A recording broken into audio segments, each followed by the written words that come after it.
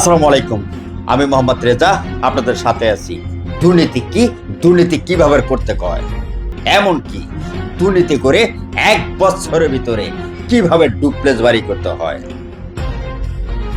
আর এই দুর্নীতি করেই কিভাবে ব্যাংকে কোটি টাকা রাখতে হয়, পুরো বিস্তারিত দেখানোর চেষ্টা করব। একজন ইউনিয়ন সদস্য বা একজন ইউনিয়ন ভারপ্রাপ্ত চেয়ারম্যান, তাও আবার 1 বছর 8 মাস মাত্র, আর তার সাথে আছে ইউনিয়ন সচিব। এই 1 বছর 8 মাসের মধ্যে দুর্নীতি করেছে 2 থেকে 3 কোটি টাকা। আর সামান্য একটু দুর্নীতির নমুনা দেখানোর চেষ্টা করব। একজন ইউনিয়ন সদস্য বা একজন ইউনিয়ন চেয়ারম্যানের গত পর্ব দেখানোর চেষ্টা করেছিলাম কিভাবে জন্ম নিবন্ধন করে প্রত্যেকটা জন্ম নিবন্ধন থেকে 3 লক্ষ টাকা করে হাতিয়ে নিয়েছে। আর ওই পর্বে দেখানোর চেষ্টা করেছিলাম 3টি নিবন্ধন 9 লক্ষ টাকা হাতিয়ে নিয়েছেন। আর ওই পর্ব সম্প্রচার করতে না করতেই নতুন করে তথ্য এসেছে আমাদের হাতে। আর এই তথ্যতে দেখা যায় 3টি নিবন্ধনের শেষ না, এখানে নিবন্ধন করা হয় 25টি। এবার ভাবেন 25টি নিবন্ধন যদি কক্সবাজার, চট্টগ্রাম বিভাগের কক্সবাজারের রোহিঙ্গার নিবন্ধন করা হয়, আর প্রত্যেকটা নিবন্ধনে নাকি 3 লক্ষ টাকা করে নিয়েছেন, তাহলে 25টা হিসাবে আসে 3 75 লক্ষ টাকা। নিবন্ধন করে যদি 75 লক্ষ টাকা হাতিয়ে নেয়, তাও আবার যারা চোখের সামনে এসেছে, আর যেগুলো তো আসে নাই বা ধরা ছোঁয়ার বাহিরে আছে, এগুলো তো নাই বললাম।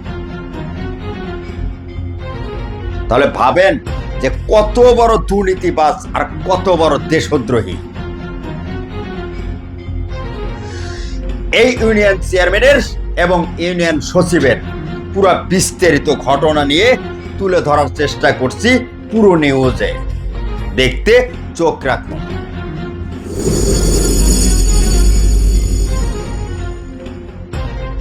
কুমিল্লা দেবিদ্বার উপজেলা 6 নং ফরদাবাদ ইউনিয়ন পরিষদের ভারপ্রাপ্ত চেয়ারম্যান ও উপজেলা যুবদলের যোগ্য আহ্বায়ক মোহাম্মদ সালাউদ্দিন রুহুল লাখ টাকার বিনিময়ে রোহিঙ্গা নিবন্ধন করেন বলে অভিযোগ উঠেছে এবং এর সাথে সহযোগী হিসেবে আছেন ইউপি সচিব মোহাম্মদ নজরুল ইসলাম। জানা যায় তাদের বিরুদ্ধে অভিযোগ তোলেন 25টি রোহিঙ্গা নিবন্ধন অর্থের বিনিময় করে দেন। তার সাথে বিশেষ সূত্রে জানা যায় প্রতিটা নিবন্ধন 3 লাখ টাকা করে হাতিয়ে নিয়েছেন এবং রোহিঙ্গা নিবন্ধন নিয়ে গুঞ্জন উঠেছে এই নিবন্ধন করতে নাকি দেবিদ্বার উপজেলা ইউনো সহযোগিতা করেছেন। তবে দেবিদ্বার উপজেলা ইউনোর সাথে মুঠোফোনে একাধিকবার কল দিলেও তিনি কল রিসিভ করেননি।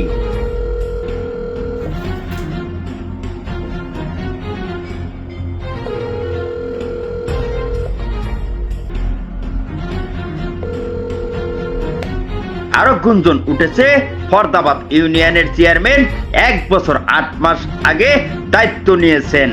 এর আগে এই ইউনিয়ন মেম্বার ছিলেন, তবে মেম্বার থাকাকালীন তার বাড়িতে দোতলা টিন সেট বিল্ডিং ছিলেন। তবে গত 1 বছর 8 মাসের ব্যবধানে টিন সেট বিল্ডিং ভেঙে 2 কোটি টাকা খরচ করে বানিয়েছেন ডুপ্লেক্স বাড়ি।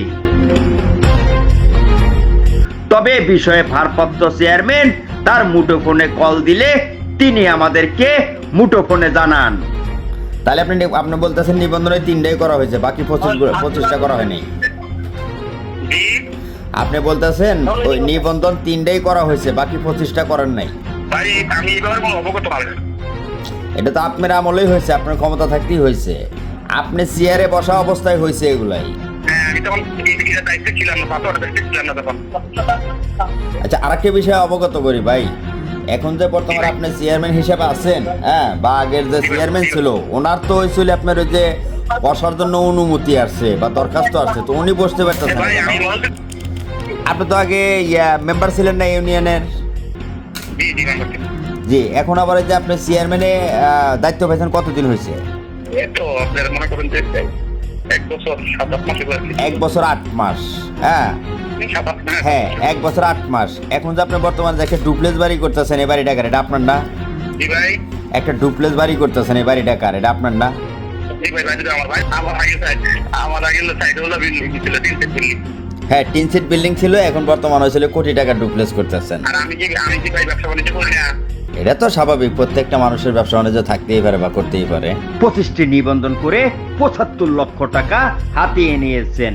তাদের নাম তালিকা প্রকাশ করা হচ্ছে: সাইমন ইসলাম সাজ্জাদ, মুবিনা খাতুন, হাফিজা, মোহাম্মদ জহির উল্লাহ, মোহাম্মদ জুবায়ের হোসেন, রেহান, আনিক ব্যাপারী, হাদিসা, ওমর হাকিম, খায়রুল আমিন, মোহাম্মদ মাজেদ, মোহাম্মদ হাকিবুল ইসলাম, জুয়েল আরশদ, শামের সিরাজ, নুসরাত জাহান, আরিয়ান আহমেদ, আজিদা বেগম, শাকিল মিয়া, জয়নাল উদ্দিন, মোহাম্মদ তানজিন আহমেদ, নীলুফা ইয়াসমিন, দিলদার বেগম এবং সোহান দিলদার, মায়া হাকিম, ইয়ামিন আহমেদ।